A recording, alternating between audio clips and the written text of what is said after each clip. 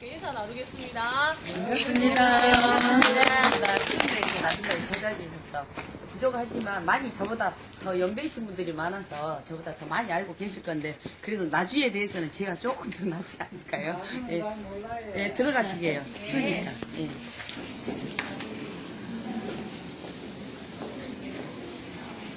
나주는 그 왕건 고려를 건국하는 과정에서 오시처녀를 만나서 해종을 낳았던 어양의 도시라고 하거든요. 근데 지금 여기서부터 설명을 제가 드리자면 여기는 이제 목문화관 나주 시내에 있는 유적지를 한눈에 볼 수 있게끔 전시를 해놓은 전시관이거든요. 근데 여기 지금 시천리 고분구는 지금 국립박물관이 지금 나주에 들어서는 거 알고 계시죠? 우리나라의 11번째 국립박물관이 들어섰는데 대부분 시내에 있는 네, 많이 세워져 있지만 현지에 세워져 있는 것은 지금 나주만이 전남에 세워져 있는 이유는 그 삼한시대 이전 마한시대 거로 추정되는 온간이 발견이 됐는데 대부분 영산강 유역으로만 해서 그 온간이 발견이 주로 많이 발견이 된대요. 근데 그 크기가 큰 거는 두 개를 맞물려서 시신을 넣는 항아리가 4m까지 이렇게 큰 거에 대형으로 돼 있어요. 세계적으로 그렇게 큰 온간이 발견되는 데는 없대요. 그래서 그게 이제 돼 있고요. 3세기에서 6세기 것으로 추정되는 것이 발견이 됐고 거기에 특징이 뭐냐면 독특하면서도 저기 고분이 다 형태가 다 틀려요. 그리고 다장제예요. 한 고분 안에 한 분만 들어있는 게 아니라 여러 개가 들어있습니다.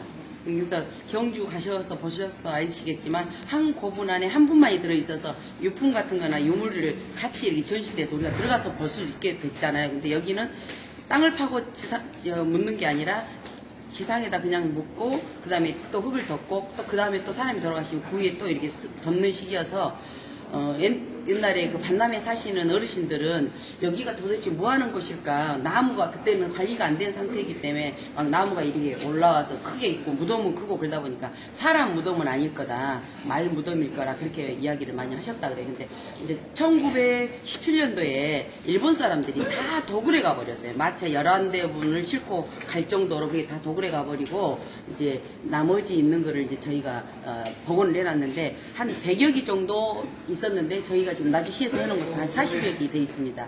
그리고 보감리 고분구는 이제 일명 아파트 고분이라고 하는데요. 여기서 가깝습니다. 근데 다시에 있고 여기는 반남면에 있는데요.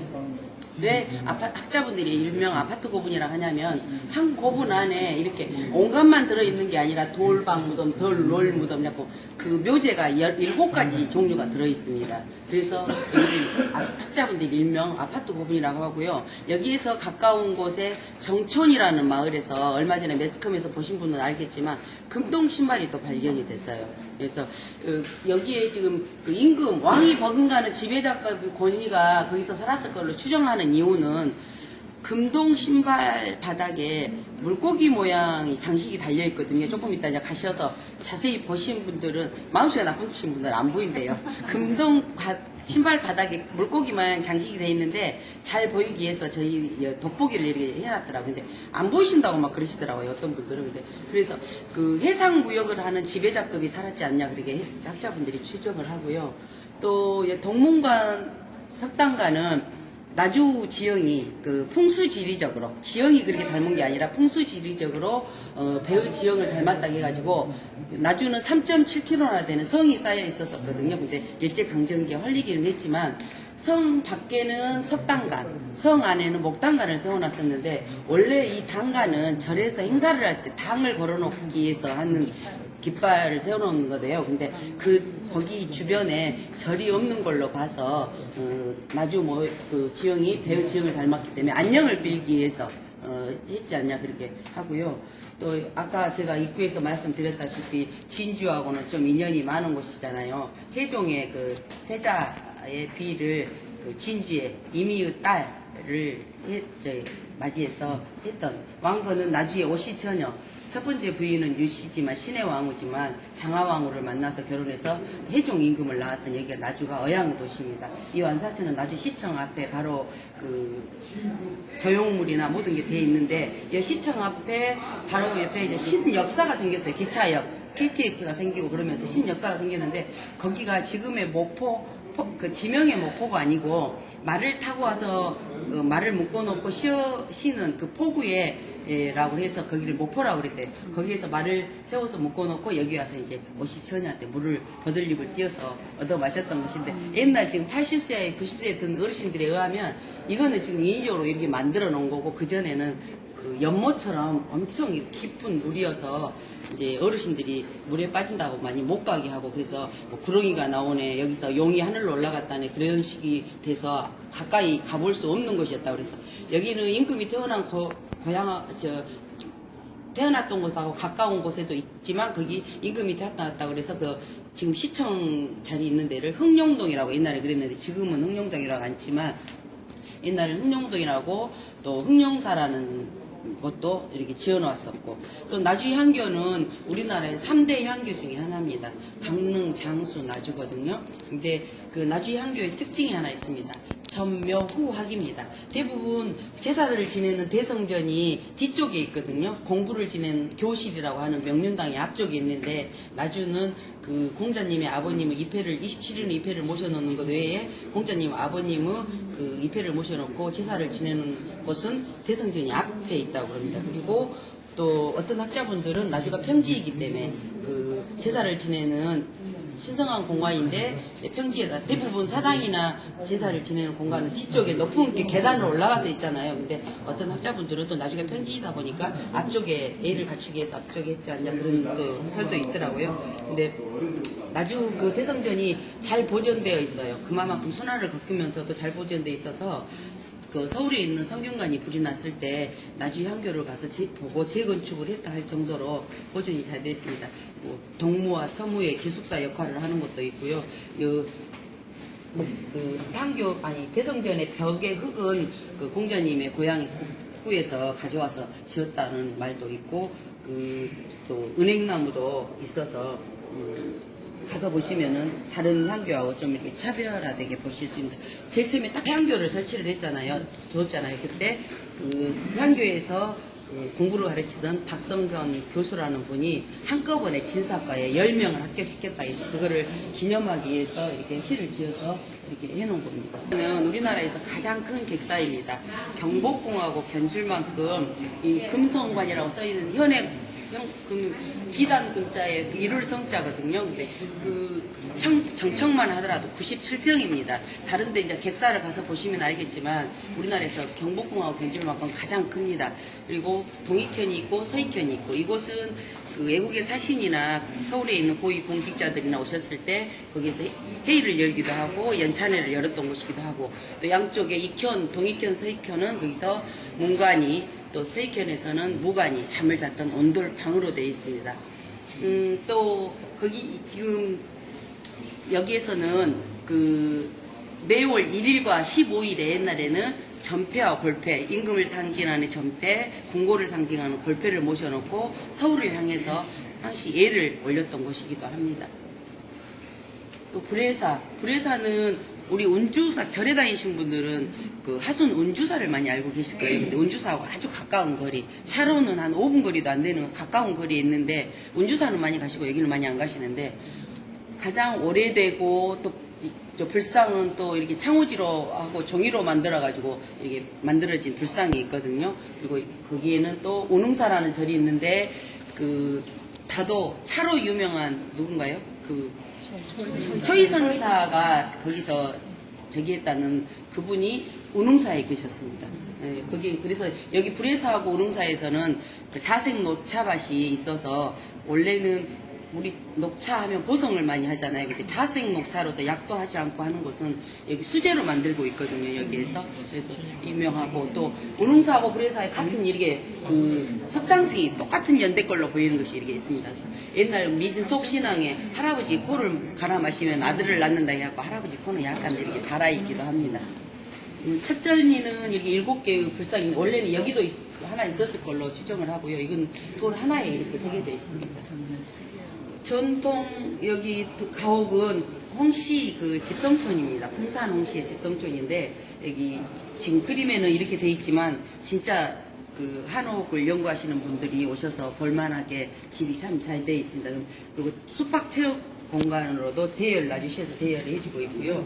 또 그 나주호는 인공호수입니다. 우리나라에서 가장 최대 규모 호수이면서 옛날에는 여기가 진짜 집들이 다 있었겠죠. 근데 이제 이주를 하고 했던 곳이고 피자나무가 있어서 거기에 있는 물고기를 먹어도 해충이나 그런 게 간디스토마 우리는 옛날에 그래서 해충약도 많이 먹고 그랬잖아요. 그러기도 하고 요즘에는 중흥골드 스파라고 해가지고 골프장 겸 물놀이 시설이 있어서 관광객들이 많이 찾아오고 있습니다. 문화로서 아주 그 천재적인 분이신데 백호 임재 선생님이거든요. 근데 원래 그 정자는 임재 선생님이 만든 게 아니고 할아버님이 만들어 놓은 곳인데 그 얼마 전에 황진이라는 드라마 우리 했었었죠.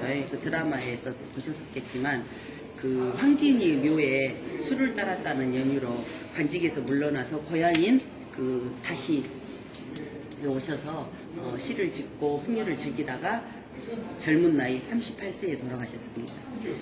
또 나대웅 장군도 명랑 이순신 장군에서 보셔서 알겠지만 지금으로 말하자면 과학자죠.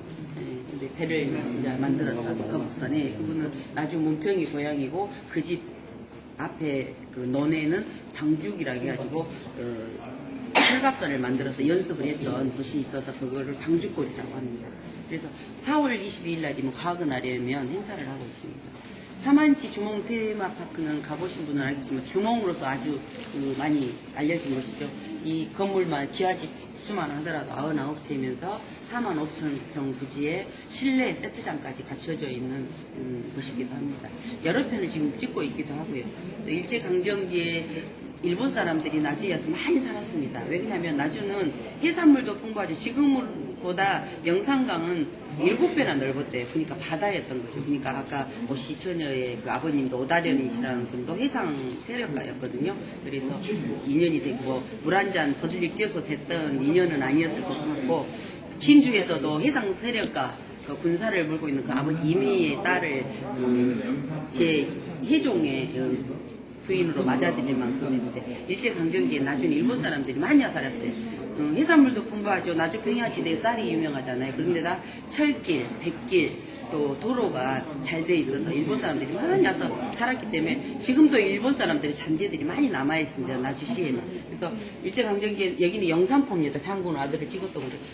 영산포는 원정통이라고 하고 나주는 본정통이라 그래서 뭐 금융조합이라든가 지금도 많이 그 건물들이 많이 남아있거든요. 그래서 나주시에서는 이제 동북길, 서북길을 해서 나중에 이제 둘레길 걷는 걸로 해서 이렇게 관광객들이 걷기 오시면 그쪽으로 안내를 할 거거든요.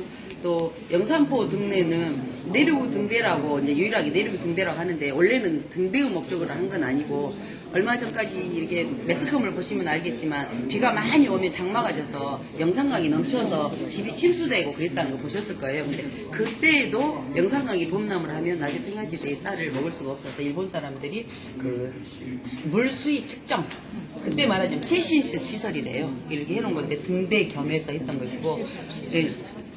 나주시에서는 지금 여기에서 황포돛배가 뜨고 있습니다. 지금 그 4대강 유역을 하면서 이제 물길을 옛날에는 영산강을 이 물이 많이 없어져서 백길이 띄우기도 어렵고 물이 번져 있다 보니까 고여 있는 물은 썩어 있었거든요. 근데 지금은 물길을 한 걸로 모으다 보니까 물은 좀 깨끗해졌고 배를 띄울 수 있는 정도가 돼서 나주시에서는 여기서 배를 띄워서 50분 정도 걸리는 우리나라 그 최초의 천연염색 박물관까지 왕복을 하고 있습니다. 이 길이가 한 4km 정도 됐다고 합니다. 목사님은 여기 계시고 가마에는 이제 사모님이 타셨을 수도 있고 이제 목사님이다 보니까 그 오실 때 해결할 수 있는 아무데나 볼 수 없으니까 오강이나 뭐 그런 거를 싣고 오실 수도 있고. 네, 이제 그런 물어보기도 하는데 뭐 지금은 말하자면 행정단위입니다. 전라도 이렇게 하듯이. 네, 조선시대에 이렇게 20목 할 때도 나주는 한 번도 빠진 적이 없죠. 현종 8목 할 때도 나주는 한 번도 빠진 적이 없죠. 거로 수성종 12목 할 때도 나주는 한 번도 빠진 적이 없어서 호남의 중심이었어요. 지금은 이렇게 세락에서 작은 도시에 불과하지만 한 번도 빠진 적이 없어서 전라도를 할 때 전주와 나주를 합쳐서 전라도로 했을 정도로 나주가 그만큼 뭐든지 풍부하고 그래서 삼별초도 다녀가지고 욕심을 냈던 것이고 왕건도 저기하고 해서 서로 가지려고 싸움을 벌였다고 합니다. 치열했던 거죠. 그리고 여기는 지금 박물관에 가서 보시면 알겠지만 모형을 해놨거든요. 근데 이거는 그 전문 용어로 죽으라고 그러더라고요. 근데 이거는 이제 그 동물이 시신을 해치지 말으라고 2m 넓이에 6, 7m 깊이를 파서 물을 채워놨다. 해자식으로 이렇게 해놨다고 그러더라고요. 이게 다 있는 거는 아니고 거기 가면 덕살리 3호분에는 이게 돼 있어요. 간남의 일부분이고요. 금동관도 그 간남 그 국립박물관에 가면 보실 수 있습니다. 장인데 이분은 그 나주에서 태어났고 홍룡동이라는 아까 거기에서 태어났습니다. 어머니를 일찍 여의고 아버님도 일찍 여었죠. 그런데 이렇게 우리나라 최초로 그 의병을 모아놓고 출병식을 가졌던 분이시기도 합니다. 결국에는 이제 그 진주 척성루에서 아들하고 같이 물에 빠져서 돌아가시기는 했지만 나주 분이시고 이분의 그 그리기 위해서 나주에서는 이분 그 사당이 있습니다. 정열사라는 사당이 여기서 가까운 거리에 있습니다. 예. 한 360여 분이 나주를 다녀가셨는데요. 그 나주를 위해서 지금처럼 뭐 비리나 그런 걸 저지르지 않고 욕심을 챙기지 않고 김성일 목사님하고 유석준 목사, 특히 유석준 목사님은 다시 재임을 할 정도로 모셔올 정도로 그만큼 일을 열심히 해주셨고요. 김성일 목사님은 경상도 분임에도 불구하고 나주를 위해서 일을 열심히 했고, 그래서 나주시에서는 목사 내야를 그 전국에 우리나라에서 최초로 숙박 체험 공간으로 대여를 해주고 있습니다. 근데 우리나라는 그 풍수지리를 중요시하잖아요. 근데 나주 목사 내야가 노룡산맥을 타고 이렇게 내려오면 용이 물을 먹으려고 고개를 숙이는 자리가 목사 내야의 자리다 해가지고 입에서 입으로 소문을 퍼진다 보니까 거기서 주무시고 나면 좋은 일이 있다고 해서 휴가철에는 한 3달 전에 예약을 하셔야 되고요. 주말에 주무시려면 적어도 한 달 전에 예약해야 주무실 수 있습니다. 그래서 시험이나 뭐 이렇게 임용고시 그런 분 애들이 많이 와서 자기도 하고요. 또 참고로 이번에 육선에 당선되신 우리 그 나주 시장님도 하룻밤 거기서 주무셨어요. 4년 동안 아무 일 없이 해달라고. 네. 그 왕이 있었던 곳이기도 하고 그래서 나주 성씨가 이렇게 많습니다. 원래는 한 60여 성이 되는데 지금 현존에 있는 성만 해서도 한 40여 성이 이렇게 넘습니다. 네.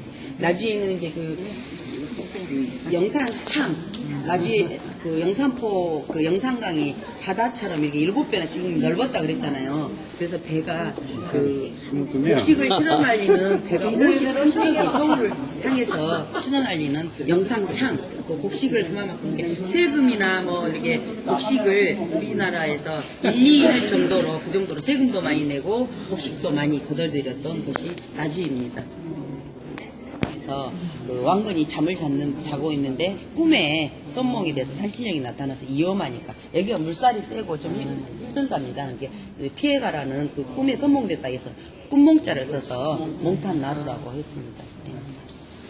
되고 그러는데 명산이면서 원래는 그 현종 임금이 거란족을 피해서 서울에서 나주에 와서 머물다가 한 10여일 동안 머물다 가셨어요. 그러시면서 나주에 사는 이제 명산 해가지고 여기서 산신제를 지내고 제사 지내는 제물도 거기서 다 보내줬다고 합니다. 여기는 이제 그 1년에 한두 번 정도 저희가 그 금성산에는 미사일 기지라고 부대가 있거든요. 근데 해돋이를 1월 1일 날 하거든요. 그래서 나주 시민들은 거기서 해돋이 행사를 하는데 할 때 주민등록증에 미사일 기지 부대이기 때문에 신분증을 꼭 가지고 가셔야 되고 산림욕장이 있어서 여름에 애들하고 많이 오기도 합니다. 그 나간읍성은 1.6km예요. 근데 나주는 3.7km라는 이 성이 30만 평이었습니다. 이 안이. 그래서 나주 사람들은 옛날에 쌍놈이냐 양반이냐 물어보지 않고 성 박사냐 성 안사냐 그렇게 물어보거든요. 근데 우리가 생각할 때 어때요? 성 안에서 하면 양반일 것 같죠. 근데 우리 나간읍성 가서 보셔서 알겠지만 어때요? 대부분 거기에는 공무원들이나 또 그 대장간, 쌀전, 주막지 그런 게 주로 있잖아요. 그리고 성 밖에는 지주들 땅을 많이 가지고 있어야 되잖아요. 그래서 부자들은 양반들은 다 밖에서 살았다고 합니다. 이거는 조선의 학자 이종환 선생님이 그 나주는 소경이라고 했거든요. 왜 그러냐면 서울하고 너무 많이 닮아 있습니다. 왜 그러냐면 사대문이 있죠. 동서남북에. 예, 그래서 나주시에서는 지금 북쪽에 있는 북망문은 지금 복원 중에 있고요. 지금 발굴 작업하고 있는 중입니다. 그리고 동서남에는 문이 지금 복원이 돼 있습니다. 그래서 남고문하고 동전문은 2층 누로 돼 있고요. 저기는 이제 1층 누로 돼 있는데 성이 쌓여있죠. 사대문이 있죠. 또 경복궁하고 똑같이 금성관이라는 객사가 한 중앙에 같이 있죠. 또 뒤에는 서울에 있는 북한산처럼 나중에는 금성산이 뒤에 딱 받치고 있죠. 남산도 똑같은 위치에 이렇게 남산이 있죠. 또 서울의 청계천이 서쪽에서 흘러서 동쪽으로 흐르잖아요. 나주도 마찬가지로 나주천이 서쪽에서 동쪽으로 영산강으로 흐르는 위치까지 너무 많이 닮아서 옛날 사람들은 서울을 구경하려면 함부로 갈 수가 없었잖아요. 돈 있는 사람들도 가려면 20세기 이렇게 짊어지고 맨날 며칠 가야 되고 그랬는데 이 아랫역 사람들은 나주에 와서 구경을 하고 서울 구경 잘했다 할 정도로 너무 흡사하게 많이 닮아 있습니다. 일본 사람들이 나주에 그 기후 조건이 맞닥해가지고 해놓은 것인데 이제 계량종을 많이 하다 보니까 나주배가 많이 되고 전국에 많이 퍼져 있죠 지금은. 그리고 나주 쌀은 유명한 왕건이 탐낸 쌀이 아주 유명합니다. 브랜드만큼이나 이름만큼이나 그 급식소의 영양사들한테 밥을 지어서 품평회를 열었는데 나주 왕건이 탐낸 쌀이 1위를 했습니다. 또 나주 메론은 요즘에는 곡성 전라남도에 있는 곡성의 메론을 유명하죠. 최초의 메론이 나주입니다. 그래서 나주의 세지 메론이 더 유명하고요. 또 한라봉 브랜드가 제주도 한라산을 해서 한라봉이니까 제주도에서 제일 처음에 나왔을 줄로 다 알고 계시거든요. 근데 한라봉도 이 메론을 하신 분이 일본에서 종자를 갖다가 하셨고 한라봉도 나주에서 제일 최초로 먼저 했습니다. 그래서 제주도 분들이 지금 견학을 오십니다. 그분 집에. 나주에 네, 한라봉 많이 당도가 훨씬 더 제주도보다 더 높고요. 또 우리 나주에 한라봉 재배하시는 분들이 뭐 이제 회가 모임이 있을 거 아닙니까? 그 회장님 집이나 뭐 총무님 집으로 그 답사를 많이 오십니다. 요즘에 많이 오시더라고요. 또 우리나라는 그 사람들이 대부분 흑산도 홍어 하시죠. 근데 흑산도 홍어는 회로 드신답니다. 날걸로. 근데 우리는 영산포 홍어라고 하죠. 왜 영산포 홍어라고 하냐면 아까도 제가 말씀드렸지만 지금보다 7배나 넓은 바다였잖아요. 근데 그 일본 사람들을 피해서 그 흑산도나 작은 섬에 있던 사람들이 일본 사람들이 괴롭힘을 당하니까 피난을 와서 영산포에 살았는데 영산이라는 섬에 살았던 사람이 영산포에 살면서 영산동이라는 데도 생겼거든요. 근데 고향에서 먹었던 그 홍어를 가지고 와서 먹으려고 보니까 상해에 있었어요. 지금처럼 동력이 있어서 빨리 오는 것도 아니고 무동력성으로 바람만 타고 오다 보니까 한 10여일 걸리다 보니까 상해에 있는 거를 먹었는데 다른 고기는 먹을 수가 없는데 이거는 먹어도 배탈이 없다 보니까 이제 맛있게 삭히는 기술이 발달이 된 거죠. 그래서 그 홍어 축제를 하고 요즘에는 서울 사람이나 어디 사람들 다 흑산 홍어라 하지 않고 영산포 홍어를 많이 택배로 주문해. 지금은 뭐 옛날에는 흑산도 홍어를 삭혀서 먹었지만 요즘에는 애국산을 많이 삭혀서 지금 영산포 홍어로 둔갑을 해서 맛있게 드시고 계십니다. 여기는 찜을 해서 드시면 골다공증이나 아모니아 톡 쏘는 맛이 있잖아요. 그래서 또 그 쫄깃쫄깃한 젤라틴처럼 찜을 하면 그게 되거든요. 그래서 무릎 관절 있으신 분들이 많이 드시면 좋다고 합니다. 나주 곰탕은 그 나주 평야가 그만큼 나주 평야 곡식이 유명하잖아요. 그래서 쌀이 많이 재배됐던 만큼 지금처럼 소 먹이를 사료를 먹이는 게 아니라 볏짚을 먹였었잖아요. 그러다 보니까 농사를 많이 지었던 소를 많이 키우고 그랬어서 거기서 나오는 부산물로 끓였던 것인데 요즘 장음식 여러 사람이 나눠 그래서 특이하게 다른 데 그 곰탕이나 그런 데하고 틀리 우리는 밥을 말아서 나오잖아요. 그래서 여러 사람 나눠 먹기 위해서 밥을 말아서 장서 음식인데 이제 사람들의 입맛에 맞게 고급화 업그레이드 돼서 살코기로만 끓인 고기가 곰탕입니다. 구진포 장어는 일본 사람들이 좋아하는 장어죠. 근데 목포에 있는 하구원 뚝을 맞기 전까지는 그 바닷물이 나주에 그 아까 그 등대처럼 돼 있다는 그 수위 측정소 있는 데까지 바닷물이 올라왔었어요. 근데 거기서 이제 조금 더 내려가면 목포 쪽으로 더 내려가면 4km 정도 내려가면 거기가 구진포라는 곳이 있는데 거기에서 장어가 많이 났었던 거죠. 그래서 일본 사람들이 많이 먹기도 했고 지금은 이제 바닷물이 하원을 맞으면서 안 올라오고 양식 장어들로 지금도 장어집은 많이 있습니다. 거기는 다 나주 관할이었잖아요. 먹이었을 때. 근데 그 300의 고장 쌀 또 목화 또 소금 그러다 300의 고장이었는데 목화를 많이 심어서 이렇게 무명배를 짜는 것이 기술이 많이 발달됐어요. 근데 그 옷을 짜서 입으면 더러움 일복으로 쓰기에는 너무 더러움을 많이 타니까 또 나주 사람들은 쪽염색을 했어요. 근데 영산강에 아까 물이 범람을 하면 곡식을 먹을 수 없었다 그랬잖아요. 그래서 나주 사람들은 그 대체 작목으로 뭐를 심었냐? 쪽을 심었어요. 쪽은 풀처럼 생겼거든요. 근데 그거는 이제 나이 드신 분, 어르신 분들은 알겠지만 메밀을 한 번 심으면 세 번, 여러 번 비워서 드시면 또 나온다고 하더라고요. 메밀 나물 이렇게. 근데 이 쪽도 세 번까지 빌 수 있답니다. 한 번 심으면. 근데 이거를 이제 그 조개 껍질이나 굴 껍질을 태워서 그걸로 인해서 이제 발효를 이렇게 시키는 거죠. 시킨 다음에 쪽염색, 쪽빛 하늘이라고 그러죠. 근데 이 천연염색은 저희가 이렇게 하고 있는, 저는 이거는 지금 아직 물을 안 들인 이것도 실크거든요. 근데 쪽염색에서 저희가 샀는데, 그 박물관에서 샀는데 이런 걸로 저희가 이제 염색을 하고 이렇게 많이 단체로 오시면 그 체험도 하실 수 있습니다. 쪽염색도 할 수 있습니다. 쪽염색 끓일 때 그 염색을 띄울 수가 없어요. 예, 그러니까 더럼도 안 탈 뿐더러 방부제 역할도 한답니다. 이쪽이 그래서 일부천으로 감처럼. 그래서 옛날에 그 남편분들이 전쟁통에 나갈 때 속옷을 이걸 지어주면 이 같은 게 안 쓴다고 해가지고 방부제 역할도 많이 했다고 합니다. 근데 요즘에는 아토피로 많이 애들이 고생을 하고 있잖아요. 그래서 학교 선생님이나 공무원들이나 학교에서 체험을 하러 많이 오십니다. 그리고 거기에는 잠을 잘 수 있는 숙박도 있어서 가족 단위로 오시면 토요일 날 오시면 체험도 할 수 있고요. 토요일 날은 경매를 합니다. 저희 이게 물건을 스카프며 그리고 옷 그런 거 이불 다 경매를 합니다. 또 이거 나주반은 그 통영하고 해주의 우리나라 3대 반 중에 하나입니다. 개다리 소반으로 인해서 많이 유명하죠. 제가 하나에 한 60만 원, 80만 원 그렇게 한다고. 나주 부채도 유명한데 나주 부채를 만들어 놓으신 분은 이제 대를 못 이으시고 이분이 지금 대를 이어서 하고 있고요. 그 나주에는 골목마다 이름이 많이 있습니다. 뭐 연해고사길, 진고사길,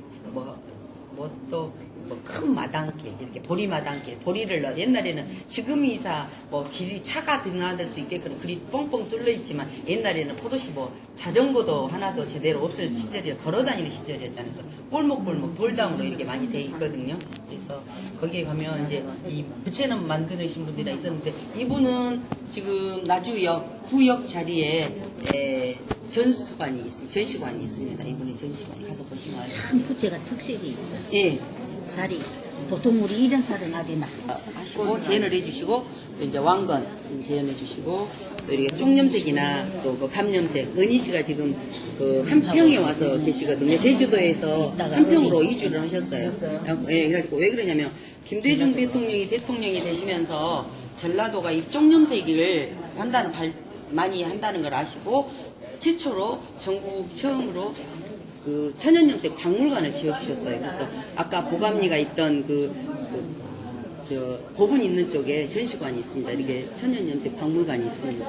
우리나라 그 4대강 유역을 이명박 대통령이 하시면서 16개의 보를 만들었죠. 근데 영산강에는 2개의 보가 있습니다. 승천보하고 죽산보. 그래서 16개 마지막 보가 죽산보입니다. 이 죽산보의 특징은 황포독배가 드나들 수 있는 통선문이 있습니다. 여기다 배가 들어가면 물을 채워놨다가 저기를 물을 열어서 물이 빠지면서 같이 배가 나갈 수 있는, 지금은 50분 코스로 할 수 있지만 국토해양부에서 이제 허가가 50분밖에 안 나 있지만 앞으로는 승천보에서 죽산보까지 운행될 예정이고요. 이 죽산보가 있는 옆에 들은 다야들이라 해가지고 한 10만 평 부지인데 앞으로 야생화 꽃을 심어서 관광객을 유치할 예정입니다. 아까 그 김천일 의경장 이야기했듯이 그 어머님이나 아버님을 일찍 여의고 이렇게 일을 열심히 하시다가 아드님하고 같이 그 진주성에서 둘이 물에 빠져서 돌아가신 분이기도 하죠. 네, 네. 고향이 나주 가정이니까. 네, 들었어요. 예. 여기서 맞아요. 가까운 거리에.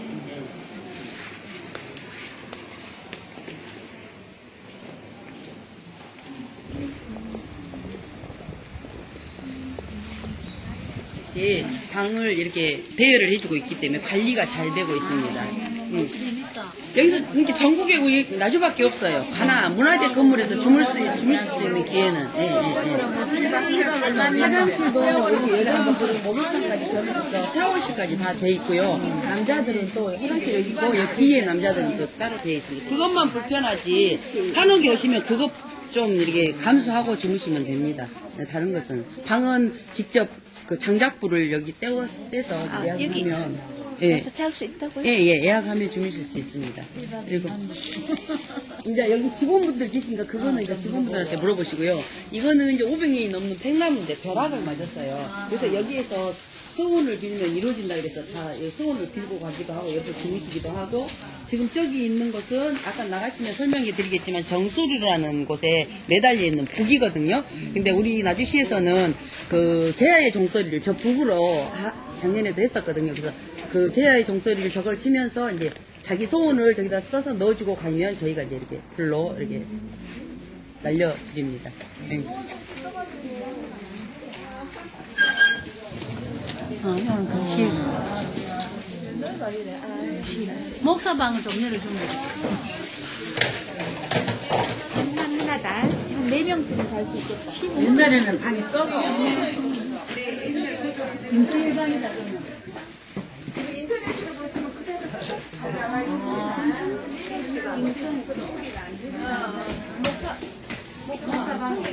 여기에는 문이 지금 내산문이 문이 하나 덜 되어 있어요. 문은 3곳을 걸쳐야지만 들어갈 수 있는 아주 위험 있는 공간이죠. 지금이니까 그렇지, 지금 옛날에는 아까 모형도에서 보셨다시피 이 건물이 얼마나 컸겠어요. 다 초가집으로만 이루어져 있는데 지금은 뭐 빌딩이나 이런 게 있어서 그렇지만, 그래서 일본 사람들이 여기서 많이 살았다 그랬잖아요. 일본 사람들이 저 금성관을 군청 청사로 사용을 했었어요. 그래가지고 여기가 1등 도로라고 그랬어요. 1등 도로. 그래서 저기 지금 프랑카드가 적혀 있는 그 부위에 홍살문도 이렇게 있었어요. 그래서 일본 사람들이 여기를 1등 도로라고 해가지고 해져 있었고요. 지금 여기 지금 문이 닫혀 있는 곳은 방입니다. 동익현, 서익현. 저기가 이제 비석이 저렇게 많이 세워져 있는 곳은 그 유업이들이고요. 지금 보이실지 모르겠지만 조그마한 비석이 하나 보일 거예요. 그는 사마교비거든요. 아까 제가 사매기질이라고 그랬잖아요. 현종 임금이 4마리가 이끄는 말을 타고, 지금 저기 보면 방앗간이라고 써있는 곳에가 다리가 물이 있었어요. 그래서 금성관, 아까 나주천은 이쪽 성 있는 데로 지나가지만 나주 금성관 이쪽으로도 물이 흘렀어요. 근데 거기에 조그마한 다리가 있었는데 그 다리를 건넜다 그래가지고 그 다리를 징수하고 기념하기 위해서 세워놓은 사마 교비가 있고요. 또 그 영세 불망비가 하나 있습니다. 영세 불망비는 뭐냐면 김자근이라는 분이 우리나라에 그 기세가 등등하신 분이잖아요. 근데 그분이 어떤 연희에서인지 모르지만 나주의 나합이라는 양시처녀를 그 2번째 부인으로 맞아들였는데 그 부인이 이제 그 이세도 등등했대. 지금처럼 그 부인들 입살도 꽤 셌나 봐요. 자기 집에서 남산이 보이지 않는다고 그 바깥에 문 기둥을 낮출 정도로 그렇게 기세가 등등했다 하는데, 나주 사람들이 흉년이들은 3년을 굶고 있을 때 자기는 이렇게 잘 먹고 있는데 나주에 있는 자기 고향 사람들이 굶고 있다라고 하니까 김자근을 졸라서 궁율미를 많이 보내줘가지고 그거를 잊지 않게 해서 나주 사람이 보답을 해서 영세 불망비를 세워놨어요. 또 이 망하루가 이 정문은 망하루거든요. 객사를 들어가는 정문인데 김천희 의료병장이 여기에서 그 출병식을 가졌어요. 의병들을 모아놓고. 또 5.18 때도 나주 사람들은 여기에서 모아서 이렇게 했고요. 네. 80년대 중반까지만 하더라도 여기는 그 금성관 앞쪽으로는 교실처럼, 지금 옛날 우리 교실이 2층으로 이렇게 지어져 있잖아요. 반듯하게 군청 청사가 지어져 있었어요. 그래가지고 시청에 옮겨가기 전까지는 여기가 군청이었어요. 나중 군청. 그리고 이게 군청 정문이었고 이게 없었어요. 복원을 했었고 여기는 주차장이었어요. 그래서 나주 사람들조차도 금성관이 뭐 하는 곳인지 있는지조차도 잘 몰랐을 거예요. 이제 나주시가 옮겨가고 여기를 다시 이렇게 복원했고, 이 오른쪽으로는 이제 그 복원소가 있었던 자리입니다. 네. 가을에도 이렇게 테마 역사 여명을 했습니다. 제가 원래 이렇게 레이저 포인트라든지 이거 기가폰을 잘 안 쓰는데 오늘은 또 선생님들을 위해서도 제가 아침에 한 300명 가까이 고등학생 3학년들을 했더니 좀 그래서 양해를 구합니다. 일단 우리가 여기에 진주는 난강이 있잖아요. 난강이 낙동강에서 오는 지루 맞죠? 지리산에서 낙동강 네, 갑니다. 지리산에서 낙동강으로 갑니다. 가는 갈게 저출계 발원해서 난강이 된 거죠. 근데 여기는 영산강이에요. 영산강을 끼고 있는데 영산강 이쪽 보면 담양이 있어요. 우리 담양 대나무 아시잖아요. 담양에 추월산이 있거든요. 추월산 안에 용추봉이 있고 용추봉 사이에 용추폭포가 있어요. 용추폭포가 뚝 떨어진대요. 용소원이라 하거든요. 용소원이 영산강의 시원지입니다. 그래서 담양을 끼고 이거 풍영촌이 무등산에 있어요. 무등산 자락 안에 있거든요. 풍영촌이 있고 강주천은 여기 강주를 끼고 그 항룡강은 장성에 있습니다. 장성을 통해서 이게 삼포천이 나주거든요. 나주, 한평, 영암, 무안에서 목포화구원까지 136km가 영산강 지류예요. 그래서 목포화구에서 항해까지 흘렀다고 보시면 됩니다. 여기 삼포천 같은 경우는 옛날 여기에 고려 왕건하고 포백제 견훤하고 굉장히 치열한 전투가 벌려졌던 곳이 여기 삼포천이고요. 바로 여기서 한 조금 한 3km 정도 가면은 자미산성이 있습니다. 그 자미산성은 오히려 최대 격전지라기도 가은이 아닐 정도로 그렇게 풍요로운 땅을 갖고 있는 이 충청평화를 이루었던 이 호남평야를 서로가 하려고 했던 거죠. 그래서 이 영산강을 끼고 평야도 발달되고 또 강이다 보니까 다양한 낚시도구가 우리도 발달되고 농사기가 발달됩니다. 그러면 영산강이 언제부터 살았을까? 고고하고 박물관을 이루겠다 보니까 항상 느끼는 게 우리가 이제 구석기부터 들어갑니다. 그래서부터 10만 년까지 역사를 보고 있습니다. 그래서 선생님도 알다시피 우리 역사 나올 때 선사시대, 뭐 역사시대 먼저 나누잖아요. 선사시대는 도구를 썼던 거고 역사는 기록이 있었던 거고 선사가 이제 역사시대 이전의 기록입니다. 그래서 선사시대라고 합니다. 그래서 처음 구석기시대가 나옵니다. 구석기시대는 돌을 떼서 썼던 시대라 해서 구석기라 하고 뗀석기 시대라 하죠. 그래서 몽돌석기, 주먹도끼 나옵니다. 몽돌석기 같은 경우는 큰 동물을 잡고 주먹도끼는 몽돌석기를 잡은 동물을 해체해서 썼던 시대를 우리가 구석기 시대라고 보시면 될 것 같고요. 여기 여려편석기 같은 경우는 여러 군데를 이렇게 잡아서 그냥 편하게 돌을 잡고 내 손에 맞게 뭐 동물 같은 거 잡았을 때 편히 사용했다고 보시면 될 것 같습니다.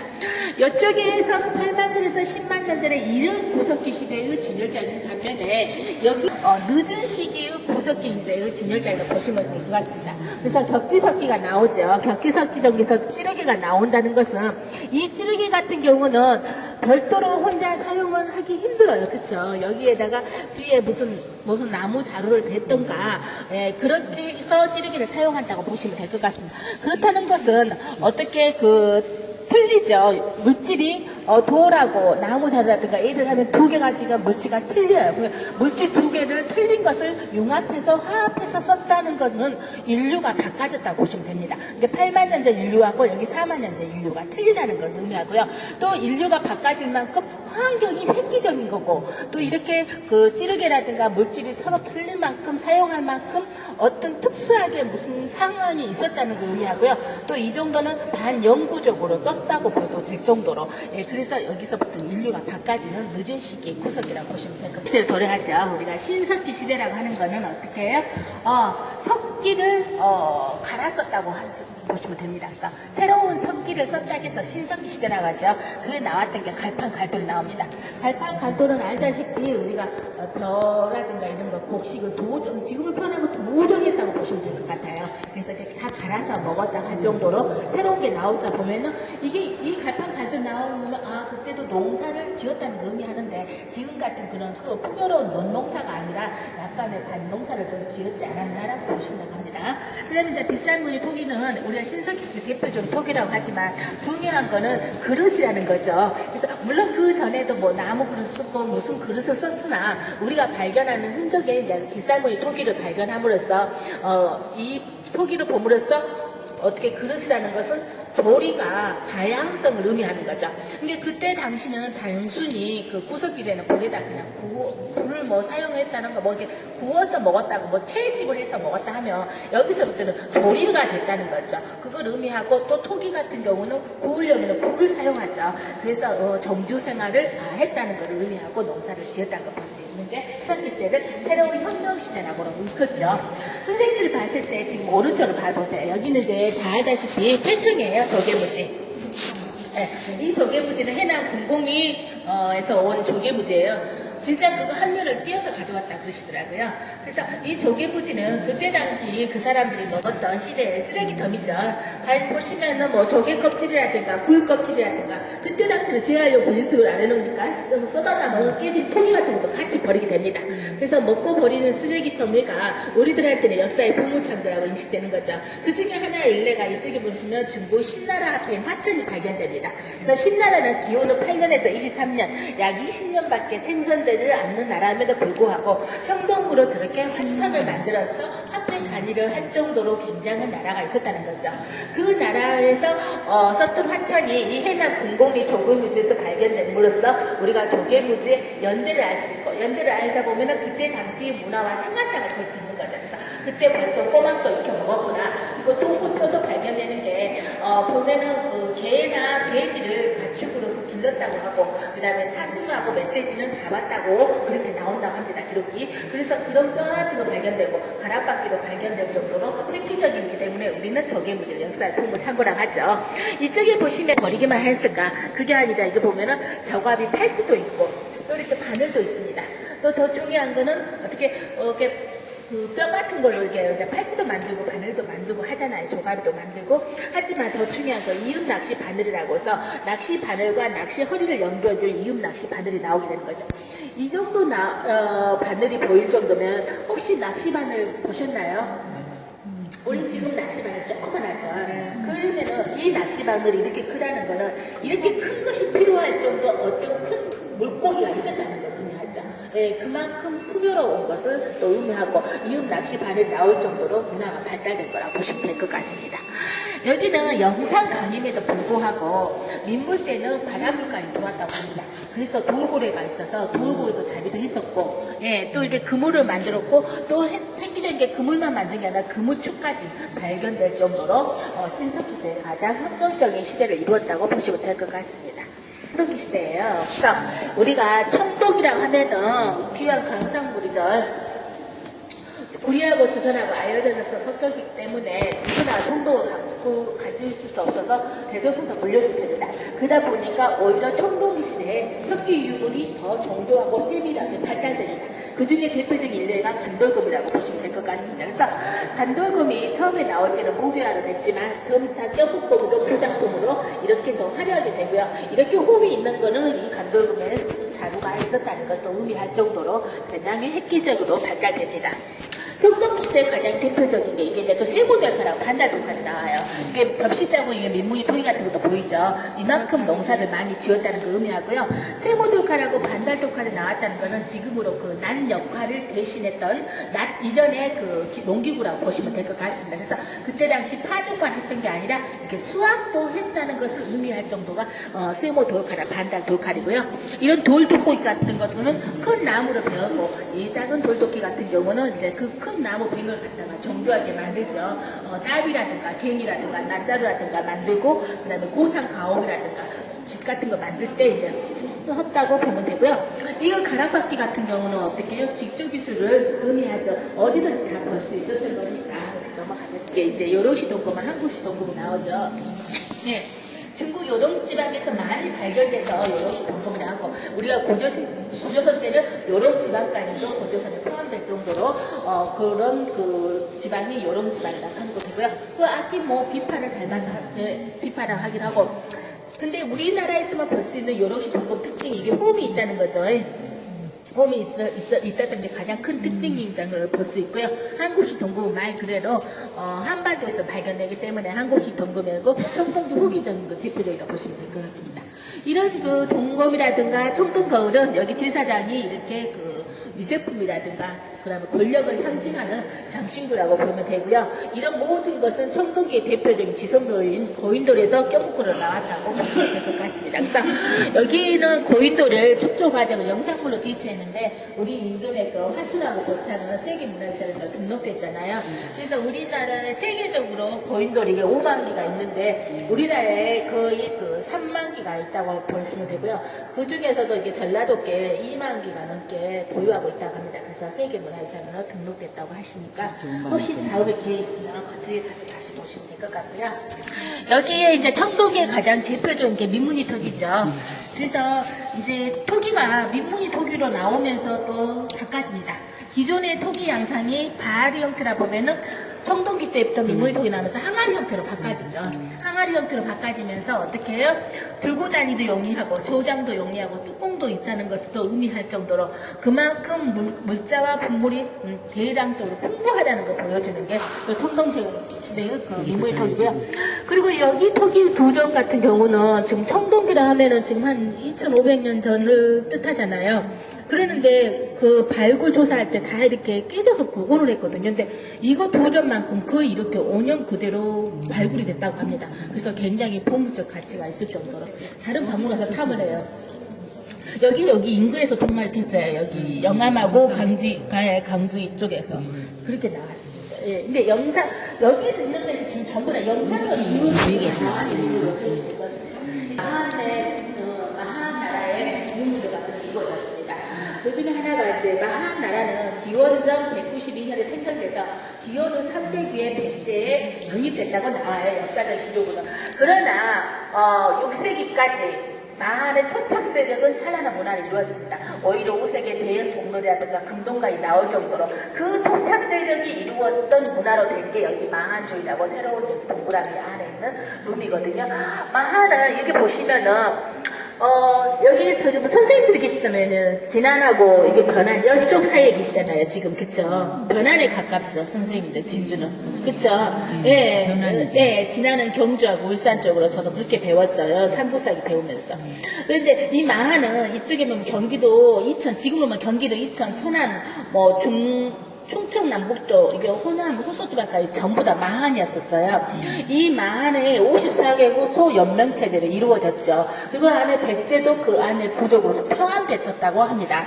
근데 그 마지막 6세기까지 있었던 마한 통착 세력은 여기 나주를 근거지로 해서 이게 목포, 강주, 영암, 무안 이쪽으로 근거지해서 마지막 6세기까지 남았다고 합니다. 그 마한이 꽃피웠던 문화가 지금 여기에 있는 유물장이고요. 잠깐 보면 이렇게 저 마을의 전주도 많이 나옵니다. 저 마을 전주가 나오거든요. 이것도 마찬가지예요. 영어는 인도해주는 역할로서 세일을 여기게 돼서 같이 그려줍니다. 같습니다. 손대도 여기는 간기가 있는 보는 거고요. 이거는 이제 마을적으로 손기가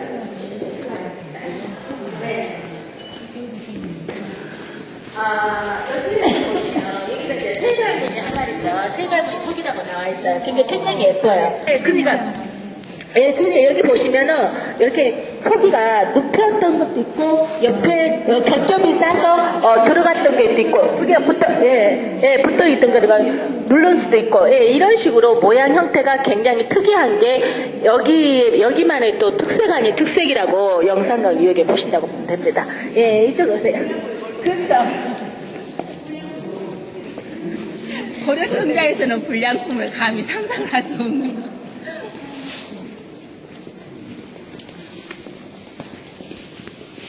이제 아까 보셨던 갈팡 우리나라 고대서부터 있었다는 것을 보여줄 정도로 굉장히 이 땅이 풍요로웠다는 걸 의미하고요. 그렇게 풍요한 만큼 음주 가무가 발달됐습니다. 그 중에 하나가 축제가 많았는데 대표적인 축제가 5월달에 우리가 그 농사질 때 그 농악을 피우잖아요. 풍년을 기원하면서 모내기 하잖아요.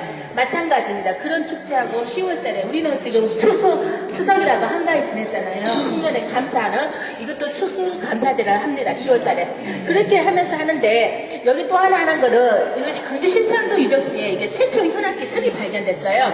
이 최초 현악기 슬을 많은 사람들이 켰다고 합니다. 근데 이 최초 현악기 슬을 켜려고 하면 또 다른 현악기 금과 같이 켜야지 합주가 돼요. 그래서 우리가 부부가 금술 좋다는 것은 거기서 유래됐다는 말이라고 보시면 될 것 같습니다. 그래서 같은 현악기 금하고 술을 켜야지만 합주가 되는 거. 거기서 이게 많은 사람들이 켰고요. 또 다른 많은 사람들은 또 어떤 그 규율이 있었냐면은 부족 안에 이렇게 그 소도라고 청군이라는 제사장이 있는 곳이 지역이 있습니다. 이 소도라는 곳에 이 같은 부족 간에 싸움이라든가 도둑질이라든가 소도로 도망가면은 더 이상 죄를 묻지 않을 정도로 그런 규율과 규칙이 있고 여기 청군은 이제 탈주력이라든가 간두력이라든가 복을 하면서 신을 부르고 그 여기 마을의 모든 대소사를 관장하는 제사장이라고 보시면 될 것 같습니다. 아시겠죠? 그 10개들이 한 묶음에서 학교 다닐 역할을 했었고, 또 다시 이거 껴목을 놓은 것은 또 하나의 이유 중에 하나가, 우리가 지금 사람이 돌아가시면 노자존을 놓은 것과 마찬가지로 병이세도 같이 넣어줬던, 껴목을 넣어줬던 것이 당신에게 땅 한 편을 공허한다는 의미로 병이세를 넣어줬지 않았다고 생각합니다. 간혹이라도 한옥이라도 이게 거품집이 나오게 되는 거죠. 예. 그 여기 보시면 여기에 한옥에 또 다른 구멍이 조그마한 거 있죠. 예. 이 구멍에다가는 철심이 꽂혀서 유리 용액을 녹여서 붓게 되면 철심 있는 데서 구멍이 뚫어지잖아요. 그래서 이렇게 목걸이 반지를 만들었다고 보시면 될 것 같습니다. 그래서 유리옥 같은 경우는 뭐 철찌꺼기 부산물인 비소라든가 발음에서 나왔던 걸로 유리옥을 만들었고요. 여기에 이제 숫돌에서는 이제 수족이라든가 옥을 가공해서 그렇게 장식으로 화려하게 했던 게 마한의 장식 문화라고 보시면 될 것 같습니다. 이쪽에 그 다양한 생활 도구 그 유물로 전시를 해놓은 진열장입니다. 대표적인 게 이게 부엌 모습을 보시면은 지금 저희 할머니 시골에도 이거하고 별반 다름이 없는 아궁이가 있어요. 예, 장작 불 때는 아궁이가 많고 이제 우리는 거기 가마솥이 있는데 여기는 이 아궁이에 이 길다란 토기가 고정되어 있습니다. 이 토기가 긴데 이보다 더 길다라기도 돼 있어요. 그 이유는 어떻게 해요? 열 전도율이 언제가나 장작은 귀하잖아요. 열 전도율이 빨라지라고 토기를 조그만하게 해서 해놓고 여 위에 시루를 얹었습니다. 우리 마찬가지로 지금 옹기 시루 쓰는 거하고 별반 다름이 없습니다. 이 시루를 옮겨서 모든 음식을 쪄서 먹었다면 되고요. 그 다음에 이 부엌이 이렇게 차지할 정도로 이걸 항상 고정해줄 정도는 이제 온도 습도를 굉장히 음집 안에 일정하게 하기 위해서 또 이제 지금 학자분들은 이 부엌이 이런 식의 시스템이 있으면 이게 지금 아궁이잖아요. 그러면 우리 온돌방이 생각나잖아요. 그래서 혹시 그때 당시도 온돌방이 있지 않았을까 지금 조사 연구 중이라고 할 정도로 굉장히 이슈적이라고 합니다. 그리고 지금은 이제 우리는 압력밥솥에 밥을 꼬슬꼬슬 짓는다고 하잖아요. 근데 많은 사람들은 여기다 물 넣고 그냥 밥을 끓여 먹었다고 보시면 돼요. 여기다는 물 넣고 쌀 넣고 그냥 끓여 먹고 모든 음식은 그냥 여기다 쪄서 먹고 이게 만의 문화라고 보시면 되고 이게 굴뚝입니다. 그래서 우리 옛날에 시골에 굴뚝이 연기 많이 나면 저 집은 뭘 해먹을 것이 많았을 때 연기를 피우는 한것같이로 여기 마한의 이쪽에서 유달리 굴뚝이 많이 발견됐다고 합니다. 그만큼 풍요로웠던 것을 의미하죠. 여기 이제 다양한 국자도 나오고 이거는 귀태톡이라고 하거든요. 그래서 지금의 주전자 있잖아요. 주전자는 대야 역할을 했다고 보시면 될 것 같습니다. 이런 큰 구멍항아리는 지금도 조사 중인데 특수 의식용으로 썼는데 여기만 이게 별도로 뚝한 이런 구멍항아리가 나왔다고 합니다. 그래서 어떤 건지는 모르나 지금 조사 중이라고 합니다. 예. 국보는 없어요? 보물만 있어요. 보물이요? 지금 국립이잖아요. 국보가 있을 건데. 없습니다. 보물이 몇 점 있어요? 보물은 지금 많죠. 현자총통 2점하고 공신교서 1점. 그때 당시 소장품이 수레바퀴. 많네요. 자루식토기. 우리는 꿀렁 국보 한 점입니다. 영광스러운 국보 제295 금도단입니다. 이 국보는 신천리 9호분에서 발견됐어요. 신천리 9호분은 우리 지금 국립나주박물관의 박물이 주소가 나주시 반남면 신천리거든요. 바로 여기 앞에서 발견됐습니다. 네, 그리고 이게 이제 국보로 295로 지정되기까지는 우리가 국보로 지정되기 위해서는 여러 가지가 있잖아요. 역사적 가치가 있어야 되고 연대가 정확해야 되고 학술적 가치가 있고 또 아름다움이 있고 보존성이 있고 있어야 되잖아요. 마찬가지입니다. 이거 연대는 우세비로 추정되고 나와 있고요. 그리고 이 지금 대관하고 모관하고 세트로 정확하게 이렇게 완성되게 나온 거는 유일무이하다고 합니다. 그리고 우리가 또 이제 신라의 근간하고 또 백제의 보관하고 또 틀렸던 이유 중에 하나가 이게 맨 처음에 발견되면서는 많은 나라의 독자적 우수성보다는 아마 백제 것일 것이다 아니면 신라 것이다 말이 많았었어요. 불문이 많았습니다. 이게 1917년 일제관정기 때 고적조사단이 조사하면서부터 파란만장한 생애를 겪었어요. 이 금동관이. 그러다 보니까 신라의 금관 같은 경우는 앞에 대관이 어떻게 해요? 날줄이라든가 사슴뿔 모양이라든가 틀린 모양이 있는데 여기는 초화 문양이라 해서 독특한 문양을 띄고 있습니다. 그리고 세 개의 장식판이 각기 초화 문양에다가 가장 특징적인 것은 우회가 검정 유리구슬과 양쪽에 파란색 유리구슬이 있습니다. 있습니다. 그것만큼 가장 큰 특징적이 있는 거고요. 그러면 이게 또 신랑 거, 백제 거냐라고 했을 때 백제 모가는 두 장이 토종기법을 해서 오려진기법에 제로기가 있어요. 나팔관이 혹시 기억나시려나 모르겠어요. 나팔관이 있거든요. 근데 여기 모가는 두 장이 두드레기법으로 연꽃 분양이 돼 있었어요. 그러다 보니까 여기는 정말 여기만의 오색에 지배했던 만의 독자적인 왕의 세력거라는 거죠. 왜냐하면은 어느 거 하나 물론 그 모태는 백제거나 신라거나 거의 뭐 유사하다고 할 수 있어요. 그렇지만은 정확하게 보면은 여기만의 독자성을 쓰는 예술적이 있다는 거죠. 그래서 국보 제1일 95고요. 이 신천지 구호문에서 나왔을 때 신천지 구호문에서는 간이 여향기가 나왔어요. 그거는 여기에 다장제 문화가 있거든요. 제가 나중에 다시 설명하겠지만 다장제 문화가 나와서 고적조사단이 조사를 하면서 간이 한 개씩 나올 때마다 1, 2, 3, 4 순번보다는 각을 병정을 먹였어요. 그래서 여기가 신천지 구호문 을간에서 나와서 앞에 쪽에는 머리 쪽에는 금동간이 나오고 후레쉬는 꺼주고 치워주시면 될 것 같아요. 이게 조금 예민한 친구여가지고 금동간이 앞에서는 금동간이 발쪽에서 저쪽에 보면 금동 신발이 나왔어요. 그래서 금동 신발을 봄으로써도 백제 거는 토종 기법인데 여기는 두드르 기법이거든요. 그리고 봉황 환도 대두가 나왔어요. 그래서 환도 대두가 나올 때는 대부분 어떻게 해요? 저기 봉황문이는 그때 왕이신 분이라든가 큰 주의자를 나타내기 때문에 정말 여기에 지배했던 오색의 찬란한 지배하고 독자적인 세력했던 왕거라는 거죠. 그래서 다양한 유무가 껴볼거리가 나왔습니다. 그리고 금동신발은 알다시피 전부 다 모침이 있잖아요. 그래서 그 모침으로 인해서 저게 그때 당시 착용을 했을까 아니면 부장품으로 껴볼거리 했을까 여러 가지 이야기 분분하나 첫째 이게 착용을 했을 거라고 했을 때는 신발이 굉장히 크었습니다. 그럴 때 보는데 그렇듯 경우는 지금 같은 생각하면 안 되는 이유가 우리가 지금은 가죽신이라든가 면신이 뽀송뽀송하니 부드럽잖아요. 그런데 착용을 했을 거라 하면은 이제 예를 들면은 버선이라든가 양발 같은 거를 여러 겹겹이 신었을 것이라는 거죠. 신었을 것이고 밑에 이게 스파크가 있다는 거는 그때 당시는 그 착용했을 거라면 예를 들었을 때 그때 당시는 그 길이 다 자갈밭이고 고르지 않았기 때문에 이렇게 침을 달았을 것이다. 그러면은 그래 않고 이것을 착용했을 경우 않고 회의에 중간만 했을 것이다 하면은 밑에 남학신 예를 들면 남학신 같은 다른 신발이 있어서 이 목침을 고정시켜주는 역할을 했지 않았겠나라는 생각이 들고 안 그러면 그냥 고장품으로 견목걸이로 넣었을 것이다. 이제 고지를 나타내겠다. 그래서 우리가 신라 금강 같은 경우는 거의 견목걸이잖아요. 근데 여기 금동가는 착용했을 거라는 가망성이 더 짙다고 합니다.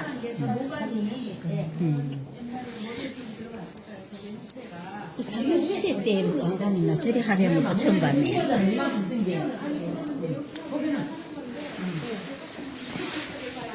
그리고 그때 당시는 쌍을 살아요. 여기 보시면은 이제 신석기 시대부터 동로를 썼다고 합니다. 일반적인 동로를 신석기 시대에 썼을 때는 어떻게 유아뼈라든가 사람 어른들 뼈만 추스려서 그렇게 지금처럼 이장 형태로 뼈만 추스려서 했다고 보시면 될 것 같습니다. 그래서 이렇게 기존에 썼던 그 기재 토기 같은 게 생활 토기를 갖다가 동로를 썼어요. 근데 여기만의 또 가장 독특한 것이 선생님들이 잠깐 왼쪽으로 봐시면 이게 붕굴한 게 단어가 나옵니다. 그래서 붕굴한 게 좀 낯설 수도 있고 생소할 수도 있고 또 아신 분도 계실 거예요. 붕굴하는 거는 기존의 봉토를 만드는 상황에서 간을 넣는다는 것이거든요. 그래서 이렇게 사다리꽃 모양 같은 거는 3색이라든가 뭐 4색, 5색 이렇게 6색이 이런 식으로 나오거든요. 그래서 다양한 모양 형태가 나오는 게 다장제가 있기 때문에 그럽니다. 그렇게 아시고 조금 더 다시 들어갈게요. 여기에서 보시면은 이제 기존에 이렇게 그 이장만 했던 문화 형태 하다가 내가 권력과 힘이 있으다 보니까 장르 문화부터 화려해집니다. 그래서 이렇게 큰 대형 동굴이 나올 때는 거색이 4색이 5색이 가장 꽃피고 찬란하게 나온 대형 동굴이 나오게 되는 거죠. 여기 영산강 이역의 고대 사람들은 이 동굴을 썼던 이유 중에 하나가 그 알 형태라고 해서 내세관이 있었습니다. 내세의 영혼이 부활하는 의미로 이렇게 동굴을 썼고 또 하나는 아까 다장제에 있었잖아요. 그러니까 나무 간에다가 써서 시시를 넣었다가 몇 년 후에다가 또 다시 넣다 보니까 그게 보이는 게 싫었을 수도 있잖아요. 그래서 이제 동로를 넣었을 것이라는 그런 의미도 있습니다. 그래서 이런 대형 동로를 넣었을 때는 1917년 고적조사단의 조사서 복병서에는 이 대형 동굴에 넣었을 때 목판 위에다가 시신을 면신으로 감아가지고 면으로 감아서 여기서부터 머리를 안장했다고 합니다. 머리에서부터 해고 이게 발이 나와서 두 개를 확보로 해서 여기를 점토라든가 지점토로 밀봉을 하고 그 안에 다양한 껴묵거리가 있었고 주위에는 작은 통이가 있었다고 그 복병서에는 적어져 있습니다. 그래서 여기는 이게 신천지 구호문이고 이 구호문에서 지금 그 금동강이 나왔을 거라고 지금 추정을 하고 있습니다.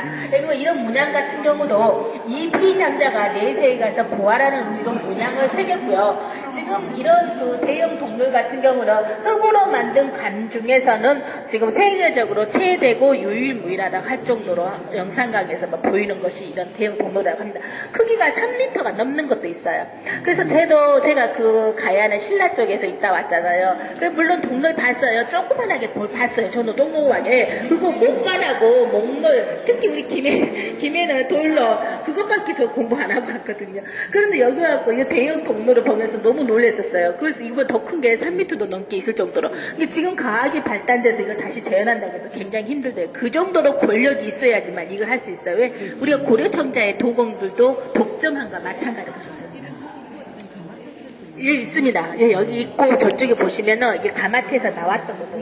여기에서 이번에 그 개관련전 작년에 그러면서 최신식이라서 여기 보면 이런 코드가 있어요. 이거는 NFC 기능이라고 해서 우리 지금 스마트폰에 NFC 기능이 있어요. 전부 다 이걸 넣으면은 여기에 대한 해석이 나와요. 예, 그렇게 되는 시스템이 굉장히 다르게 되어 있어요. 예, 그림 보시면 될 것 같습니다. 여기는 이제 선생님들이 지금 보셨죠? 몰랐는데, 공부를 들어가시잖아요. 공부이 너무 많이 궁금한 거예요. 공부를 궁금한 거에 대해서 우리 선생님도 마찬가지로 우리 친구들도 궁금해하는데, 그냥 이해를 돕기 위해서 모형을 재현을 해놨습니다. 그래서 먼저, 우리 국민나주박물관에서 여기 붙어있던 5개만 다 가품이고 98%가 진품이에요. 지금 보셨던 동료도 다 진품이고 운동가도 다 진품이에요. 먼저 영산강 이역에 망한 사람들의 장례 문화가 4가지 특징이 있습니다. 첫째는 동로를 썼다는 거고요. 찾아볼 수 없는 동로를 썼다는 거고, 두 번째는 우리가 사람이 돌아가시면 통상 지하에다가 2m 구덩이를 파서 목발을 넣고 위로 평판을 넣고 봉분하고 때려 넣잖아요. 그게 그 반면에 여기에 망한의 영산강에 있던 사람들은 고대인들은 지상에다가 동로를 놨습니다. 이게 지상에다가 동굴을 놓고 그냥 봉부를 쓴 거예요. 봉부를 썼고, 그렇게 봉부를 쓰다 보니까 어떻게 계단식 이런 무덤 양식, 아파트 무덤 양식이 나오냐면은 다장제 있습니다. 다장제. 그러니까 예를 들어서 할아버지가 돌아가셔서 동굴을 놓고 봉부를 썼는데 시간이 지나서 작은 할아버지가 돌아가셨단 말이에요. 그러면 할아버지는 봉부를 약간 평평하게 놓고 동굴을 놓고 봉부를 덧대든가, 아니 옆에를 구덩이를 파서 동굴을 놓고 봉부를 덧대든가, 이런 식이기 때문에 그렇게 금구 형태가 사다리 모양도 나오고 네모 형태도 나오고, 나중에 여기 고분 투어를 하도 가다 보면은 고분에서 진짜 네모라든가 사다리 장고형이랑 다 보이게 돼 있어요. 그런 모양 형태, 장고형은 아직 여기 없어요. 여기는 없고 장고형은 없고 네모하고 사다리는 볼 거예요.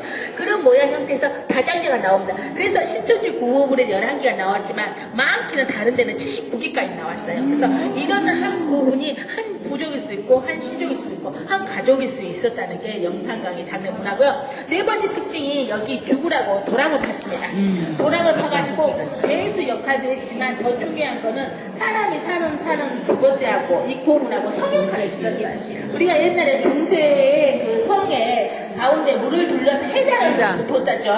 그만큼은 그 성을 성수로 아무나 들어갈 수 없이 그 가교 다리만 있어야 여기도 마찬가지입니다. 도랑을 파서 여기 주구라는 도랑을 파서 배수 역할을 했지만 이거 양쪽에 또 제단을 지냈습니다. 제단을 지냈고, 여기 토기 같은 경우는 그때 당시 제단을 지내고 나서 토기를 깨뜨리는 그런 방식이 있잖아요. 그런 깨진 것을 그대로 지금 발굴해서 이렇게 놔둔 겁니다. 이 토기 자체도 조각도 다 진품이라고 그래요. 예, 이렇게 영상과에 의해 고대사의 4가지 장례 문화라는 것입니다. 이렇게 그때 당시 사람들이 표시를 이렇게 해놨어요. 우리 유물 같으면 이렇게 표시하겠습니까? 그렇게 해놨어요.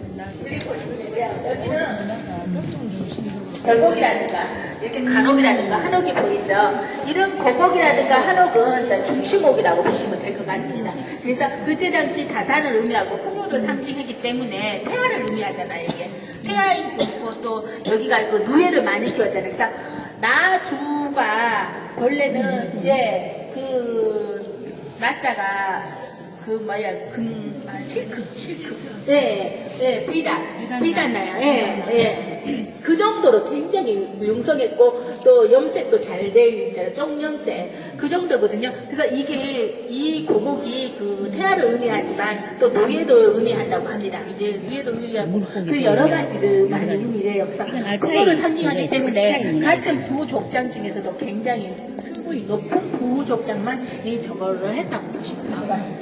그래서 어떤 학자분이 그러더라고요. 일제 감정기 때 발굴돼서 선조님들이 먼 미래를 봐 천만다행이래요. 옷과 구슬을 부 상징 여기기 때문에 금은보화했으면 볼 수 없습니다. 왜냐면은 내가 살기 힘드니까 내 선생님들이 많이 작아지는 거죠. 그래서 이렇게 이제 다음에 단원식만 해서 이렇게 뼈만 추스려서 이렇게 안착합니다. 그래서 이 모습이 이제 산모 배 모양이고 태아 모습으로 내세 부활하는 식으로 시신 두구를 같이 안장을 했습니다. 이 모양 형태로 지금 인골이 있어요. 여기만 인골은 지금부터 1500년 전 인골이라고 보시면 될 것 같습니다. 우리가 인골이 나오면 인골은 못 보셨죠? 인구 못 보셨죠, 선생님들? 예. 어리기는 인구가 세 구가 있습니다. 여기 두 구 있고, 저기 한 구 있고. 왜냐하면은, 인골이 나오면, 그때 일제감정시대는 다 자기네들이 분수 물자품 아니면은 다 없앴어요. 근데 그 후에 우리가 발굴될 때는 인골이 나오면 다 중앙박물관을 가요. 그러는데 여기는 동로를 깰 수 없고, 그다가 인골을 만질 수는 없잖아요. 그래서 과학적 보존 처리해서 이렇게 전시를 해놨습니다. 예, 그래서 우리는 행운이라고 보고 있죠. 이런 동굴도 마찬가지입니다. 이 동굴의 구멍도 여기에 피장자가 내세 영혼이 들락달락 하는 의미를 해놨고요. 여기 구멍까지 인공광고소원은 영상 강의 이용해서만 200점이 나왔습니다. 그래서 마한의 지역의 특성적 토기라 하면은 저쪽에 김목단지, 저기 여기 보이죠? 여기 김목단지하고 이렇게 뚜껑단지, 손잡이 있는 단지라든가 김목단지라든가 그 다음에 이게 유공광고 이거 구멍단지를 가장 큰 특징적으로 펼칩니다. 그래서 이건 한 3세기 정도, 이게 7세기 정도로 보여지는 영상인데요. 이 구멍단지는 특수의식용에 제형을 썼습니다. 어떤 의미냐면은 여기 구멍에다가 여기 그림에도 보다시피 45도 각도로 나무 대롱이나 빨대, 대나무 대롱을 해서 지금의 빨대 역할을 할 정도로 해서 여기다가 무슨 술이라든가 무슨 특수한 음료를 넣습니다. 넣어서 후족장끼리 한 모금씩 돌려가면서 마시면서 특수의식용을 칠했다고 보시면 될 것 같습니다. 그러니까 뭐 동맥을 결성을 했다든가 뭐 그런 의미로 지금으로만은 뭐 우리가 사인도 없고 도장도 없고 서약도 할 수 없어서 그런 특수한 의식용으로 굉장히 존중된 그 토기이기 때문에 구멍단지가 굉장히 아름답습니다. 그래서 이렇게 구원했다는 게 굉장히 지금으로는 또 미스터리한 토기 같은 경우는 이제 고구주의 치장대가 있고요. 여기가 그 오랑지하고 우리 큰 가마토가 나왔습니다. 그 가마태에서 나왔던 그 유물들로 지금 해놨습니다. 그리고 그 가마에서 동로를 어떻게 제작했는가도 이해를 돕기 위해서 모양을 해놨고요. 근데 볼 때 보시면은 다른 고문하고 좀 모양이 틀리죠. 옛날 고대사에 나주시에 다시면하고 그 반남면하고 두 세력간의 쌍벽을 이뤘나봐요. 그래서 나주 반남면 신천지를 신천지를 이제 위주로 한 세력과 이게 다시면 고감리를 위주로 된 세력이 있었어요. 그래서 여기는 고감리 사범인데 일단 이 고감리 사범군의 역사는 400년이 됐습니다.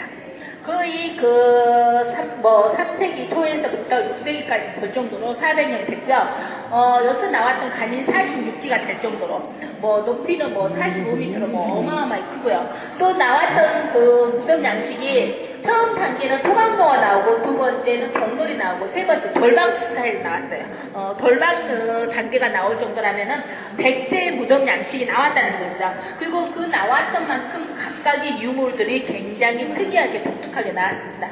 그래서 지금 그 세계 문화유산 등록에서 이게 지금 굉장히 이슈적으로 보고 있고요. 나중에서 이제 보감리 전시관을 따로 지금 대관을 준비할 정도로 준비하고 있을 정도로 동부차게 보관을 하고 있습니다. 그리고 이게 백제식, 전형적인 백제식이죠. 여기 연도로 들어가서 현실로 들어가게끔 석신문이 있어요. 이게 백제식입니다. 백제식 돌방무덤 안에 굉장히 우리가 일제 강점기 때라도 우리 한글 읽지 않는 것과 마찬가지로 창대 문화는 굉장히 보수적이라서 이 땅이 백제화는 됐으나 그래도 동로를 쓰게 됩니다. 그래서 동로를 써서 겉은 돌방이나 안에 동로를 써서 여기 한번 들어봐 보세요. 그 동로를 써서 이렇게 같이 이제 다장제로 여기 또 인굴이 있거든요. 여기는 항구 있습니다. 네, 이런 식으로 돌방 문화가 일단되어 있고요. 그래서 이 돌방 문화가 있는 만큼 백제적 유물이 또 보입니다. 왕은 검은 비단 옷을 입고 검은 간을 쓰고 금강꾸미기를 하고 육품 나솔인 신하는 은강꾸미기를 한다고 나옵니다. 그래서 이게 백제의 은강꾸미기가 보인다는 거죠. 그래서 어떤 경륜을 모르나 백제의 왕이 왔던가 아니면 여기 있는 어떠한 사람을 백제의 왕격으로 칭호를 했었는가 백제의 유물이 보입니다. 그리고 가장 중요한 거는 이제까지 마한 유물을 발굴조사에 의하면은 말 갖춘 유물이 없었어요. 근데 백제에서부터 말 갖춘 유물이 나옵니다. 그래서 이렇게 틀리죠. 왜냐면 여기는 말을 탔으니까 말 갖춘 유물이 나오는 거죠. 그리고 백제 이렇게 개폐식, 이게 토기 같은 것도 보이고 다양한 백제의 양식이 보이게 됩니다. 이쪽으로 오시고요. 여기 이제 마찬가지예요. 무령왕릉에서 봤던 거와 같은 이미지라고 보고. 네, 거기도 이제 목침이 나왔잖아요. 네, 문영왕릉에서 보였던 그런 양식이라는 거죠. 이제 석침이. 네, 그러니까 이때부터는 동널이 없을 수도 있다고 합니다. 이런 그릇받침도 아마 백제나 이쪽보다는 우리 신라 가야에서 많이 보일 거예요. 그릇받침이. 네, 그리 보시면 될 것 같고요. 이렇게 이제 말 같은 유물이 보이는 거죠. 여기는 이제 해나 마을 속에서 나왔던 유물로 된 전시관인데요. 여기 보시면 굽다리 접시는 잘 아시죠? 가야에서 많이 보였던 거고, 여기 상스러운 동물 토양은 이제 토기 같은 경우는 우리가 그 신라의 기마 인문산 토기라든가 오리 모양 토기라든가 수레바퀴 토기가 보일 거예요. 그거하고 같은 맥락이에요. 이거 토우를 봐도 신라의 토우하고 똑같은 양상이에요. 신라의 그 토우 항아리 보셨죠? 경주에 있던 거. 그거하고 마찬가지예요. 똑같은 문양이거든요. 이런 문양 형태가 해남 마을 쪽에서 발견된다는 것은 그만큼 해남에서 해상으로든가 육상으로든 어떤 경로는 알 수 없으나 이렇게 그 독자적인 마한 나라에서 신라나 가야나 이게 대외적인 교류를 했다는 것을 또 하나 보여주는 게 이런 게 백제 신라계나 가야계 유물이라고 보시면 될 것 같습니다. 네. 거기 토착 모양에 따라서 아라가야나 신라가야나 금강가야나 비라가야나 틀리잖아요. 그 다음에 또 저기 문양에 따라서 어떤 거냐에 따라서 마찬가지. 그래서 이렇게 대외적인 교류했던 게 여기서 발견되는 거죠. 네, 그리고 보시면 나주선 부산물이 발견하게 됩니다. 그래서 나주선의 부산물이 크기는 35에서 40m고 모양 형태는 이런 모양 형태라서 축소해서 해놔서 모형을 해놨습니다. 그래서 그러면 그 나주선에 도대체 어떤 게 실었을까? 고려청가라든가 생선이라든가 젓갈이라든가 싣고 여기서부터 개경, 일본까지도 다 교류를 했을 거라고 이 오른쪽 모니터가 보여줍니다. 그래서 여기 배 밑에는 선실도 있었어요. 선실이 있을 정도로 굉장히 배가 크다는 의미합니다. 그리고 그렇죠. 그리고 왼쪽 모니터에서는 이제 배 선장이라든가 기잡이가 항해사가 무슨 일을 하든가 보여줍니다. 그리고 가장 특징적인 게 이제 평전선이죠. 이 배가 평전선인 것이 우리 그 명장 보셨잖아요. 그 진주박물관 이순신 장군님의 했던 그런 걸로 이루어졌잖아요. 네, 판옥선. 이제 여기에 포를 쏘고 저쪽에 포를 준비하면서 저쪽 포를 쏘기에서 배가 한 바퀴 휙 돌아도 자초되지 않은 것은 여기 평지선 때문에 그럽니다. 그래서 이쪽인 서남해안 쪽이 암초도 많고 갯벌 지역입니다. 작은 섬도 많고 그래서 아마 침전선으로 편중했으면 자초됐을 거예요. 그래서 이런 그 고려 때의 나주선이 조선시대 우리 판옥선 거북선까지 연결된 대로 우리 선장님들은 대단한 과학적 지식이었고 그 다음에 여기는 항해 안전을 비는 그만큼 영산강을 기점으로 해서 수많은 배들이 왕래를 했다는 거죠. 그래서 남해당이라고 안전을 비는 제사지가 있었어요. 그래서 이렇게 상포통보라든가 놓고 제사를 지냈고요. 그리고 주변 나주선에는 여기는 지금 태안이라든가 완도에서 발견된 보물선에서 약간 일부분만 청자를 갖다 놨고 여기는 메밀이라든가 이렇게 그 벽실을 갖다 놨는데 나주선에도 이렇게 고래 청자라든가 이거 싣고 왕래를 했을 것이라고 이게 보여주는 진열장이라고 보시면 될 것 같습니다. 굉장히 그 중요시였잖아요. 그래서 과학적 체계적으로 했어요. 그리고 여기는 오동나무 장에다가 저렇게 작은 이제 유물들을 지금 진열을 해놨다는 것을 이제 모든 사람들이 수작으로 궁금해하니까 이제 작년에 지으면서 아예 이렇게 보여줘 버린 거예요. 네, 그리고 이제 그 수작구 안에는 이렇게 다양한 습도제가 들어가 있고, 네, 수작구 안에가 이렇게 형태가 이렇게 그 벽면이라든가 장식장이라든가 이런 형태로 재질이 이런 걸 들어갔다는 것을 이제 보여주는 거죠. 그리고 여기는 이제 아까는 그 작은 유물들이나 여기는 대형 건설 유물들이 선생님들이 2층에서 보셨던 유물들을 지금 이렇게 이제 보존 처리를 하면서 쉬고 있는 거예요. 그래서 여기는 또 이런 수장고라는 거를 또 이제 보여주는 거고요. 이쪽으로 오시면은 보여주려고 한 게 아니라 직접 사무실이에요. 사무실 안에서 어떤 일을 하는지를 다 이제 그 학습하고 있는 거예요. 네. 그리고 여기서 보면 지금 현재 유물 신축 작업 중입니다.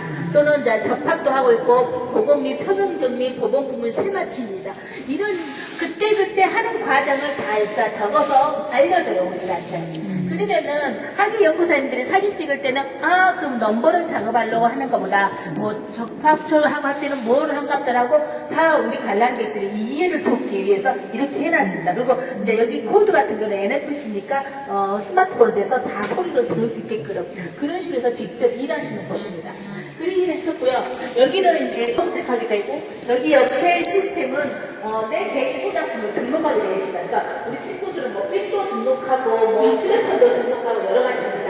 여기로 학생용 세계는 고대사에서 어떤 먹거리를 잡았는가. 여기는 이제 그 강 위주죠. 강에서 어떤 거를 먹었던가 어패류가 있고 저쪽에는 어떤 농사를 지었는가 우리 곡식하고 있잖아요. 그 어떤 음식을 먹고 지었는가를 보여주고 여기는 어떤 옷을 입었는가를 이제 학대경으로 보여주게 됩니다. 그리고 이제 이쪽에는 그 우리가 유물을 발굴조사하면은 여러 가지 조사를 하게 됩니다. 적외선이라든가 방사선으로 연대를 측정하게 되고 저쪽에는 내가 유물 활동가로 뛰어서 어떤 거를 내용이 했는가를 전부 다 미디어 시스템으로 첨단적으로 해서 모든 친구들한테 이해를 돕기 위해서 해놨다고 보시면 될 것 같습니다. 이런 색상은 여기서 정말 제대로 천장 좀 보는 것 같다. 그리고 여기는 이제 제대로 천장을 보는 것 같다. 영상으로 앉았을 때 그런 그 홀레시를 갖다가 영상으로 해놨습니다. 그래서 여기는 그 이제 지금 목제품을 의계를 갖다가 보여줬고요. 여기는 이제 저번에 그 풍속파이잖아요. 풍속파 기본적으로 16호 경선에 대한 풍속파를 갖다가 해설을 해놨습니다. 머니터를 보면 영상을 이렇게